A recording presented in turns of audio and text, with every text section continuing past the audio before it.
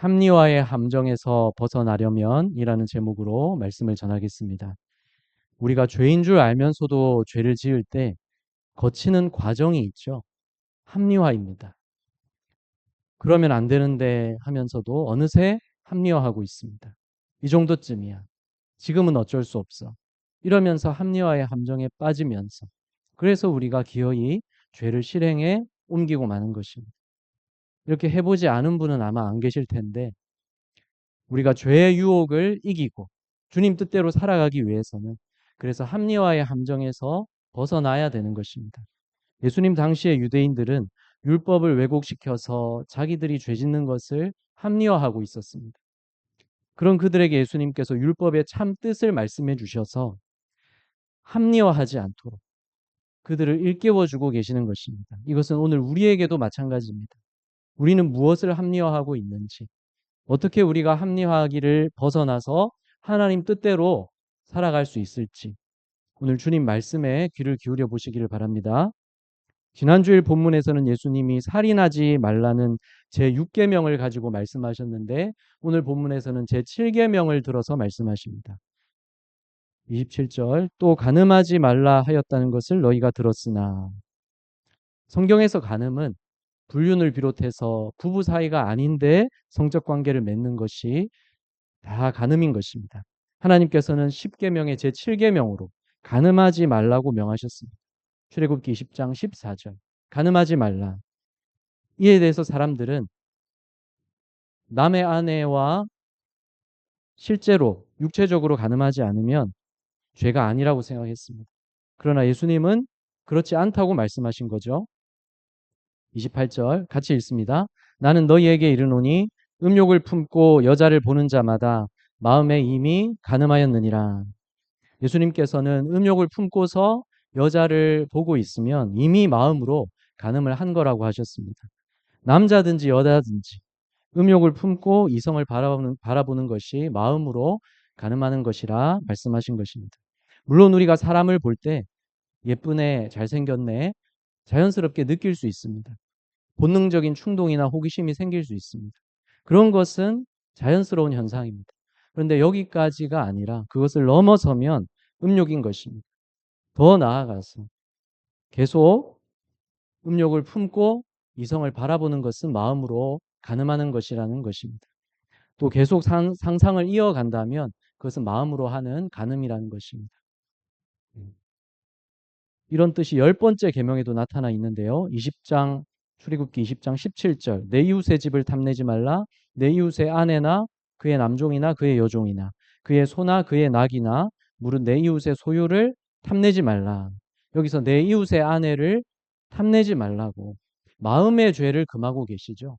마음으로 이웃의 아내를 탐낼 때 이미 마음으로 범죄했다는 것입니다. 이렇게 여기에도 나와 있지만 유대인들은 이것을 무시하고 자기들의 죄를 합리화하는 것입니다. 나는 남의 배우자와 실제로 음행하지 않았어. 그래서 나는 죄가 없어. 나는 의인이야. 이렇게 생각한다는 것입니다. 그러나 하나님 앞에서는 어떻습니까? 마음으로 가늠하는 것도 이미 심각한 죄라는 것입니다. 왜 그렇습니까? 욕구나 성 자체가 죄는 아닙니다. 하나님이 만들어 주신 것이고 우리에게 아름다운 복으로 주신 것입니다. 이것이 부부 사이에서 아름답게 이루어지도록 하셨습니다. 이를 통해서 사람이 생육하고 번성하게 복을 주신 것입니다. 뿐만 아니라 부부라는 관계가 특별한 것은 그리스도와 교회의 관계를 부부 관계를 통해서 나타내 주시기 때문에 그렇습니다. 그리스도를 신랑으로 교회인 우리를 신부로 비유하셨습니다. 이 비유대로 예수 그리스도를 믿는 자는 어떻게 됩니까? 그리스도께 합하여집니다. 우리가 그리스도께 합하여져서 그리스도의 의로움이 우리에게 있게 되는 것입니다. 그리스도의 부활 생명도 우리에게 있게 되는 것입니다. 그리스도를 통해서 우리가 하나님의 자녀가 되는 것입니다. 이 모든 것이 우리가 그리스도께 합하여져서 이루어지는 것입니다. 하나님의 놀라운 은혜죠. 이것을 그리스도와의 연합이라고 말합니다. 이렇게 그리스도와 연합하게 하신 은혜를 멸시하고 모독하는 것이 무엇이냐? 음행인 것입니다. 바로 간음입니다.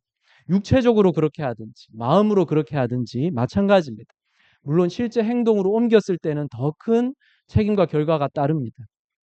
결혼 언약을 깨트린 것이고, 가정을 깨트리는 것이고, 가족을 불행하게 하는 것입니다. 그러나 마음의 가늠만으로도 이미 주님의 은혜를 모독하는 죄라는 것을 우리는 알아야 됩니다. 고린도전서 6장 18절에서 음행을 피하라 말씀하셨는데, 사람이 범하는 죄마다 몸 밖에 있거니와 음행하는 자는 자기 몸의 죄를 범하느니라. 음행을 피하라는 것이 자기 몸을 더럽히면서 주님의 은혜를 모독하는 죄이기 때문입니다. 19절 같이 읽습니다. 시작. 너희가 하나님께로부터 받은 바 너희 가운데 계신 성령의 전인 줄을 알지 못하느냐? 너희는 너희 자신의 것이 아니라 우리 몸과 영혼은 하나님께 받은 것입니다. 내 것이 아닙니다. 하나님께서 주신 이 몸과 영혼 어떻게 써야 됩니까? 하나님의 영광을 위해서 써야 하는데, 그런데 음행은 자기 몸을 더럽히면서 주님의 은혜를 모독하는 죄인 것입니다. 믿는 자에게 성령님이 함께 계시는데 이런 우리가 음행하면 어떻게 되는 것입니까? 우리와 함께 하시는 주님을 모독하는 죄입니다. 20절 고린도전서 6장 20절 값으로 산 것이 되었으니 그런즉 너희 몸으로 하나님께 영광을 돌리라. 우리를 주님의 피로 값주고 사셔서 깨끗하게 해주셨습니다. 그리고 하나님께 영광 돌리도록 우리를 받아주셨습니다. 이런 은혜를 내팽개치고 무시하는 것이 바로 음행인 것입니다. 그러므로 육체적인 음행이든지 마음의 간음이든지 무서운 죄라는 것을 우리는 알아야 하겠습니다. 예수님 말씀처럼 마음으로 하는 간음, 이것은 주로 남자들이 더 해당되지만 꼭 남자들만의 죄는 아니죠. 또 나이가 적든 많든 살아있는 동안은 누구에게든 해당이 되는 것입니다. 그리고 단지 이 음란만이 아닌 다른 모든 것도, 마음의 죄는 다 같은 원리로 하나님 앞에서 악한 것입니다. 실행으로 옮기지 않았어도 마음만으로도 이미 하나님 앞에는 죄라는 사실을 알아야 되는 것이죠. 그런데 오늘날은 보이는 것이 너무 많습니다. 음욕을 가지고 볼 수 있게 상품이 되어 있고 산업이 되어 있고 또 문화가 되어 있습니다. 볼 수 있는 수단과 기회도 다양합니다. 손안에 폰만 있으면 언제든지 볼 수 있죠. 또 원하지 않는데도 자극적인 광고가 어디에서 어떻게 나올지 알 수가 없는 것이죠. 그래서 이런 가운데 우리가 두려워해야 될 것이 뭐냐면 익숙해지는 것입니다. 세상의 음란한 문화에 익숙해져서 당연시하고 합리화하게 되는 그것을 우리는 두려워해야 됩니다. 왜냐하면 죄악된 문화가 우리에게 영향을 미치고 있다는 것을 생각해야 되기 때문입니다. 아브라함의 조카 롯을 아시죠? 어디에 살았습니까? 음란이 가득한 소돔에 살았죠. 죄악에 동참하지는 않았어도 롯 자신도 그러한 죄악들을 보면서 마음의 영향을 받고 있었다고 성경은 말해주고 있습니다. 무법한 자들의 음란한 행실로 말미암아 고통당하는 의로운 롯을 건지셨으니, 왜 고통당했습니까? 죄악된 그 문화의 영향을 받고 있었기 때문이고, 이는 이 의인이 그들 중에 거하여 날마다 저 불법한 행실을 보고 들음으로 그 의로운 심령이 상함이라. 보고 들음으로, 죄악을 보고 들음으로 그 마음이 영향을 받고 있었다는 것이죠. 롯의 아내도 마찬가지였겠죠. 그래서 롯의 아내는 어떻게 되었습니까? 하나님이 롯 가족을 소돔 멸망 직전에 구해내실 때 롯의 아내는 뒤를 돌아보다가 소금 기둥이 되었습니다. 소돔을 향해서 뒤를 돌아본 것이죠. 그것은 단지 자연히 보게 된 것이 아니라 소돔의 미련을 두고 바라보았던 것입니다. 그녀가 그동안 죄악된 문화에 영향을 받고 있었기 때문이 아니겠습니까? 그녀의 마음이 여전히 소돔을 떠나지 못해서 뒤를 돌아보아서 바라보았을 때, 그래서 소금 기둥이 되었던 것입니다. 예수님이 말씀하셨는데 롯의 철을 기억하라. 우리가 기억해야 되겠습니다. 여러분, 우리가 생각할 때 소돔이 악하겠습니까? 지금 우리가 사는 이 세상이 악하겠습니까? 모르긴 해도 지금 이 세상이 더 악하면 악했지 덜하지는 않겠죠. 이 세상의 죄악된 문화에 우리도 영향을 받고 있다는 것을 생각해야 되겠습니다. 음란에 대해서만이 아니라 이 세상의 문화 속에는 하나님을 인정하지 않는 사고방식이 깔려 있습니다. 그런 사고방식과 모든 세상에 하나님을 부정하는 문화에 우리가 따라가지 않고 믿음을 지켜야 되겠습니다. 믿는 자는 이 세상에 살아도 어디에 속했습니까? 하나님 나라에 속했습니다. 천국 백성입니다. 그에 걸맞게 우리는 죄의 유혹을 따르지 말고 하나님의 뜻을 위해서 살아야 되겠습니다. 그럴 때 우리는 하나님 안에서 참되고 영원한 기쁨을 찾을 수가 있습니다. 그래서 이 세상에 물들지 말고 참되고 영원한 기쁨을 찾으며 죄를 합리화하지 마시기를 바랍니다. 그러기 위해서 어떻게 해야 되겠습니까? 첫째로 죄의 결과가 무엇인지를 생각해야 됩니다. 우리가 죄인 줄 알면서도 합리화하고 죄를 포기 못할 때 왜 그렇습니까? 죄의 결과가 멀게 느껴져서 그렇지 않습니까? 죄의 결과가 당장 나타난다면 죄를 안 짓겠죠.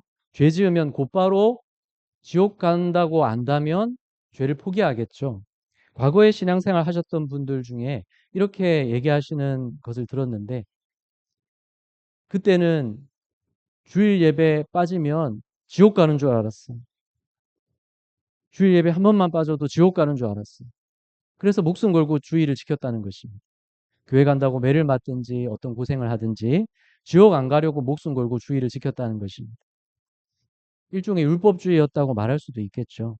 율법을 지켜야 구원받고 못 지키면 지옥 간다고 알았으니까 그것은 잘못 안 거지만 그러나 반대로 죄 지어도 지옥 안 가니까 말씀대로 안 살아도 돼. 이것도 은혜를 아는 것은 아니죠. 죄의 최종 결과가 지옥인 것은 분명한 사실입니다. 그것은 우리가 분명히 알고 고백해야 됩니다. 지옥이 어떤 곳입니까?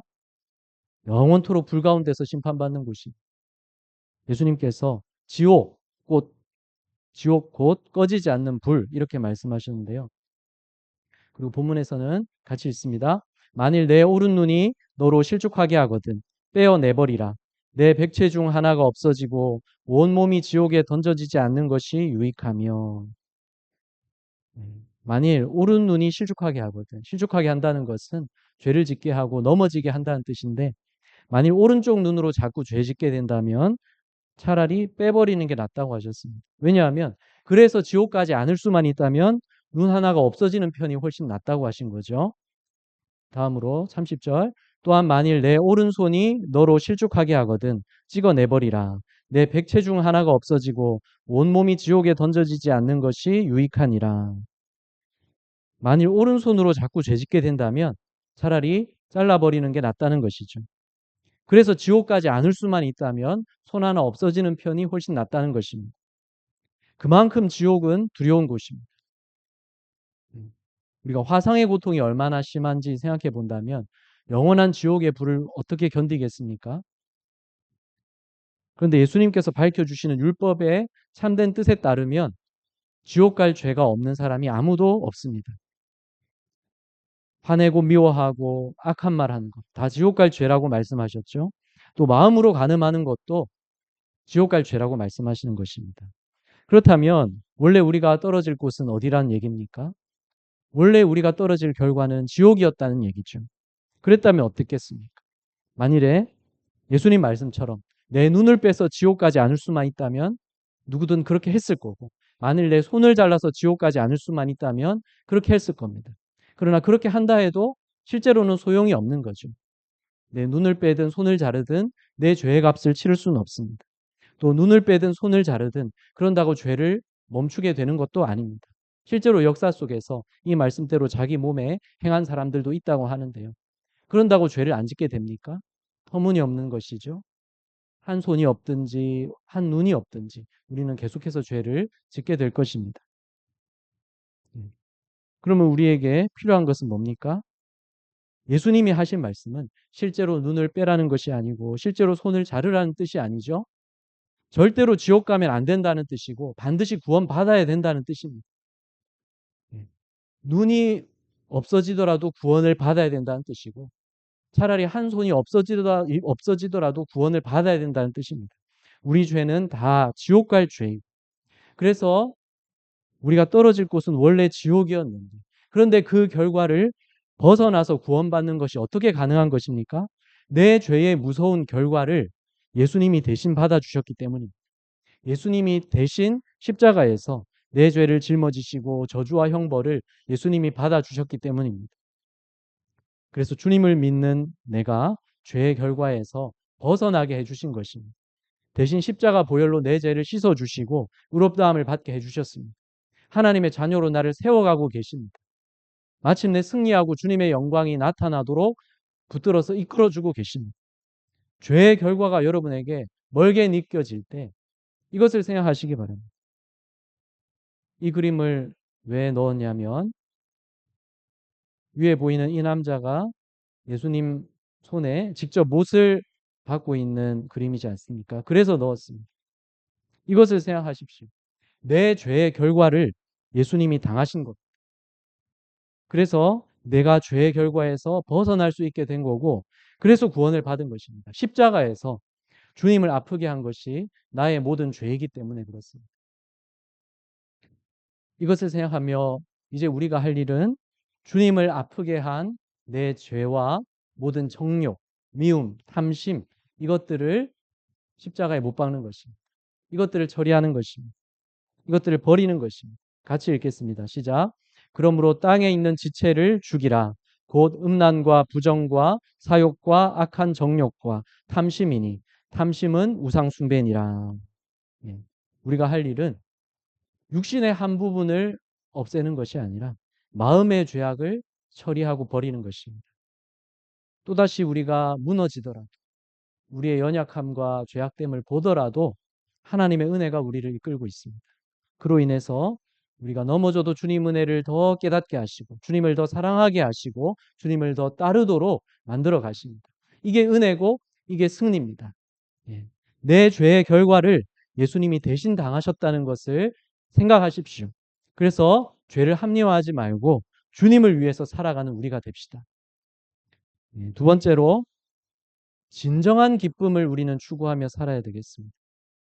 죄의 결과는 우리에게서 멀게 느껴지기가 쉬운데 죄로 얻는 것은 즉시 느껴집니다.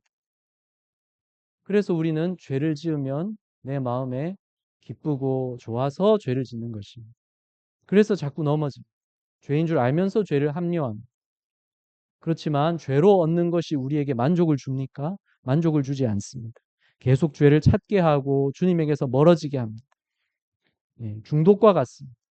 중독이 사람을 망가뜨리는 원리가 바로 그런 것이죠. 결코 만족을 줄 수 없고 계속 더 찾게만 만듭니다. 그래서 망가지는 거죠. 죄가 그렇습니다. 사실 우리가 진정 필요로 하는 것은 다 어디에 있습니까? 하나님께 있습니다. 하나님을 찾아야 우리에게 진정한 기쁨과 만족이 있습니다. 하나님이 얼마나 좋으신 분인지를 날마다 경험하며 사시기를 바랍니다. 하나님을 바라보며 살아야 그렇게 되는 것이죠. 하나님을 바라보며 살아야 비로소 진정한 기쁨을 찾게 되는 것입니다. 그런데 하나님을 바라보지 않고 죄를 합리화하던 그 심각한 예가 예수님이 또 말씀하시는 건데요. 31절 읽습니다. 또 일러스되 누구든지 아내를 버리려거든 이혼 증서를 줄 것이라 하였으나 이 율법이 신명기 24장에 나오는데 1절에서 사람이 아내를 맞이하여 데려온 후에 그에게 수치되는 일이 있음을 발견하고 그를 기뻐하지 아니하면 이혼 증서를 써서 그의 손에 주고 그를 자기 집에서 내보낼 것이요. 왜 이런 율법이 필요했겠습니까? 당시에 남자들이 아내를 함부로 버리는 일이 많이 있었기 때문입니다. 지금 우리로서는 잘 이해가 되지 않을 수 있지만 당시에는 그런 상황이었던 거죠. 남자가 원하는 대로 아내를 얻을 수 있고 버리고 또다시 얻을 수 있고 그런 상황이었던 겁니다. 그래서 아내가 음행한 경우 외에는 아내를 버리지 못하도록 하기 위해서 하나님이 이런 율법을 주신 겁니다. 음행한 경우에만 아내가 음행한 경우에만 이혼 증서를 써서 주고 정당한 이혼이 될 수 있게 하신 것입니다. 그 이유 없이 아내를 버리면 이혼이 성립되지 않게 하신 것이고 그래서 하나님 앞에서는 여전히 두 사람이 부부이게 하신 겁니다. 그래서 예수님이 말씀하셨습니다. 32절 읽습니다. 나는 너희에게 이르노니 누구든지 음행한 이유 없이 아내를 버리면 이는 그로 간음하게 함이요 또 누구든지 버림받은 여자에게 장가드는 자도 간음함이니라. 음행한 일이 없는데 아내를 버린다면 이혼이 성립되지 않기 때문에 하나님 앞에서는 여전히 두 사람이 부부 상태인 거죠. 남편이 아내를 마음대로 버렸어도 두 사람의 관계가 끝난 게 아니라 하나님이 보실 때는 여전히 두 사람이 부부인 겁니다. 그러면 버림받은 아내가 다른 남자와 재혼할 때 어떻게 됩니까? 여전히 본 남편과 부부 관계인 건데 하나님 앞에서는. 그런데 다른 남자와 결혼한 거니까 자동으로 간음한 것이 된다는 얘기죠. 그래서 예수님이 말씀하신 것은 무엇이냐면 음행한 경우가 아니면 이렇게 되니까 절대 아내를 버리지 말라는 것입니다. 함부로 아내를 버리면 간음하는 결과가 되어 버린다는 것입니다. 그 책임은 또 남편에게 있는 것이죠.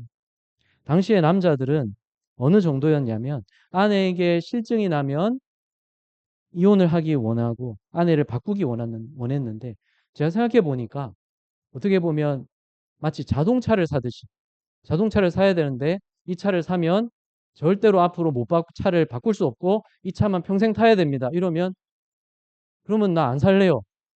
이럴 수도 있지 않습니까? 마치 그런 게 아니었을까 생각이 됩니다.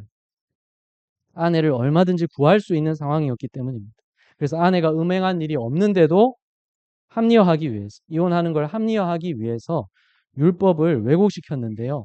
아까 신명기 24장 1절 말씀 보면 그에게 수치되는 일이 있음을 발견하면 이혼 증서를 써줄 수 있다. 이 말씀인데 이 수치되는 일은 음행한 것을 뜻하는 것인데 그렇게 해석하지 않고 확대 해석해서 아무데나 적용한 것입니다. 그래서 이 수치되는 것을 발견하는 게 그 역사 기록을 보면 당시의 기록을 보면 아내가 음식을 잘 만들지 못하면 이혼할 수 있다. 이런 내용이 있습니다. 지금 우리가 볼 때는 말이 안 되지만 당시에는 이렇게 이혼을 합리화하면서 아내를 버리는 게 남편의 권리인 줄 그렇게 생각했던 거죠. 그리고 24장 1절에서 계속 보면 그를 기뻐하지 아니하면 남편이 기뻐하지 아니하면 이혼 증서를 써서 이혼할 수 있다. 이렇게 마음대로 해석을 해서 당시의 기록을 보면 남자가 아내를 더 이상 좋아하지 않게 되면 이혼할 수 있다는 뜻으로 왜곡시켰는데 마음에 드는 여자와 결혼할 수 있다. 아내가 더 이상 마음에 들지 않으면 이혼 증서를 줄 수 있다고 그렇게 당시 기록에 써 있다고 합니다. 예. 그래서 당시 사회가 이랬는데 그것은 예수님의 제자들이 했던 말에서도 알 수 있습니다. 마태복음 19장 9절에서도 예수님이 본문에 나오는 이 말씀을 하신 게 나오는데 내가 너희에게 말하노니 누구든지 음행한 이유 외에 아내를 버리고 다른 데 장가드는 자는 간음함이니라. 이렇게 말씀하셨더니 제자들이 뭐라고 했냐면요. 제자들이 이르되 만일 사람이 아내에게 이같이 할진대 장가들지 않는 것이 좋겠나이다. 아까 그래서 제가 자동차 생각이 난 겁니다. 제자들이 이렇게 말했죠. 당시 사회가 당시 분위기가 이 정도였던 것입니다. 아니 아내와 절대 이혼할 수 없는 거라면 차라리 결혼 안 하는 게 좋겠습니다. 이렇게 대답하는 거죠. 말이 안 되지만 그들은 당시에는 말이 된다고 생각했던 것입니다. 그래서 예수님이 이런 말씀을 하시는 겁니다. 예. 결혼이 얼마나 귀한지를 예수님이 깨닫기를 원해서 말씀하시는 것이고요. 음행한 이유 말고는 아내를 버려서는 안 된다고 그것을 말씀하신 것입니다. 왜 그렇습니까? 결혼이 왜 귀합니까? 결혼은 하나님이 만드신 제도이기 때문에 그렇습니다. 남자와 여자를 만드신 분이 하나님이시고 남자와 여자가 부모를 떠나 합하여서 한 몸을 이루도록 하나님께서 만들어 주신 것입니다. 그래서 19장 6절 말씀 읽겠습니다. 그런즉 이제 둘이 아니요 한 몸이니 그러므로 하나님이 짝지어 주신 것을 사람이 나누지 못할지니라. 이와 같이 결혼을 하나님이 만들어 주신 것이고 뿐만 아니라 이러한 사실을 깨닫는다면 우리가 무엇을 믿고 어떻게 하나님을 따라야 되겠습니까? 우리에게 진정한 모든 필요한 것, 우리에게 진정 필요한 기쁨이 다 하나님께 있다는 것을 우리는 믿으며 하나님을 바라보아야 되는 것입니다. 네. 결혼을 한 분은 결혼을 한 대로, 혼자인 분은 혼자인 대로 우리가 하나님을 바라보며 살아야 되는 것입니다. 그럴 때 결혼한 부부와 가정은 하나님 안에서 복될 수 있습니다. 예. 하나님이 원하시는 부부 관계를 이루어 가야 되는 것이죠. 그럼으로써 하나님께 영광을 돌리는 것입니다. 그렇기 때문에 가족을 짐으로 여기지 말아야 되겠습니다. 남편을 짐으로 여기거나 아내를 짐으로 여기지 말아야 되겠습니다. 하나님이 주신 복이고 하나님이 만들어 주신 결혼이고 선물이기 때문에 그렇습니다. 그래서 결혼한 그 관계를 통해서 하나님께 영광을 돌려야 되는 것이고, 혼자인 사람은 어떻습니까? 더 많은 자유가 있죠. 그러면 그 자유를 허비하지 말고 더 하나님께 영광 돌리는데 이 자유를 써야 되겠습니다. 주님과 더 깊은 관계를 이루어 가야 되는 것입니다. 사도 바울도 그렇게 말했습니다. 우리가 하나님께 초점을 맞추고 사는 것이 중요합니다. 오늘 이 본문 말씀이 이혼이나 간음이나 여기에만 해당되는 것이 아니에요. 아이고 내가 무슨 이 나이에 음란한 생각을 합니까? 여기에만 해당되는 것이 아니에요. 우리가 모든 면에서 마음으로 하는 죄도 하나님 앞에 심각한 죄라는 것을 알아야 되는 것입니다. 우리가 하나님께 초점을 맞추고 죄를 합리화하지 말아야 되겠습니다. 하나님께 초점을 맞출수록 그렇게 되는 것입니다. 우리 마음을 성령님께 내어드리는 만큼 마귀가 틈탈 부분이 줄어드는 것입니다. 왜냐하면 마귀는 우리가 내어주는 만큼, 자리를 내어주는 만큼 마귀는 역사할 수 있기 때문에 그렇습니다. 마귀는 모든 것을 할 수 있는 게 아니에요. 마귀는 모든 것을 아는 게 아닙니다. 마귀는 영적 존재이고 영적인 능력이 있지만 모든 것을 알거나 모든 것을 하는 것이 아니라 우리가 틈을 내어주는 만큼만 역사할 수 있다고 그렇게 우리가 이해하면 되겠습니다. 성경에서 에베소서 4장 27절에서 이렇게 말씀하고 있습니다. 마귀에게 틈을 주지 말라. 하나님은 마귀에 대해서 틈을 주지 않는 것이 중요하다고 말씀해 주시는 거죠. 틈을 주지 않으면 마귀가 역사할 자리가 생기지 않는 것입니다. 그런데 우리가 사소하게 여기고 합리화하고 그냥 마음의 생각만 하는 거니까 이게 무슨 죄야 하는 것들. 이런 것들이 마귀에게 틈을 주고 있다는 것입니다. 우리의 마음에 분내고 우리의 마음에 악한 생각하고 마음으로 미워하고 또 악한 말하고 이런 것들이 마귀에게 틈을 주고 있다는 것을 생각하시기 바랍니다. 그러면 우리가 합리화할 수가 없죠. 마귀에게 틈을 줘서는 안 되죠. 마귀에게 틈을 주지 말고 하나님을 바라보면서 진정한 기쁨을 추구하며 사시기를 바랍니다. 이제 정리하겠습니다. 예수님께서는 우리가 합리화하는 일들 속에 얼마나 심각한 죄가 있는 것인지 그것을 말씀해 주십니다. 마음으로 하는 간음도 그렇다는 거죠. 우리에게 임한 주님의 은혜를 정면으로 모독하고 내팽겨치는 것이 뭐냐면 바로 간음이고 음행이고 마음의 간음도 그렇다는 것입니다. 우리가 마음에 죄 짓고 마귀에게 틈을 줄 때 그만큼 주님의 은혜를 멸시하고 모독하는 것입니다. 그러면 죄의 결과가 우리 마음에 멀게 느껴질 때 우리가 무슨 생각해야 된다고요? 내 죄의 결과를 예수님이 대신 당하셨다. 그래서 내가 당할 죄의 결과가 내게서 옮겨지고 내가 그 결과에서 영원한 지옥불에서 내가 벗어난 것이다. 내 죄의 결과를 예수님이 대신 당해 주셨다. 내 죄의 벌과 저주를 예수님이 대신 받으셨기 때문이다. 이것을 생각하시기 바랍니다. 주님을 아프게 한 내 죄, 합리화할 수가 없는 거죠. 예, 그래서 합리화의 함정에서 그걸 생각하고 벗어나시고, 그렇다면 하나님을 바라보며 진정한 기쁨을 추구하십시오. 예, 죄에서 만족 얻는 것이 아니라 세상의 죄악된 문화의 요소들의 영향을 받는 것이 아니라 세상에 물들지 않고 하나님을 바라보며 진정한 만족과 기쁨을 누리며 사는 여러분이 다 되시기를 바랍니다. 물론 우리가 넘어질 수 있습니다. 우리가 약합니다.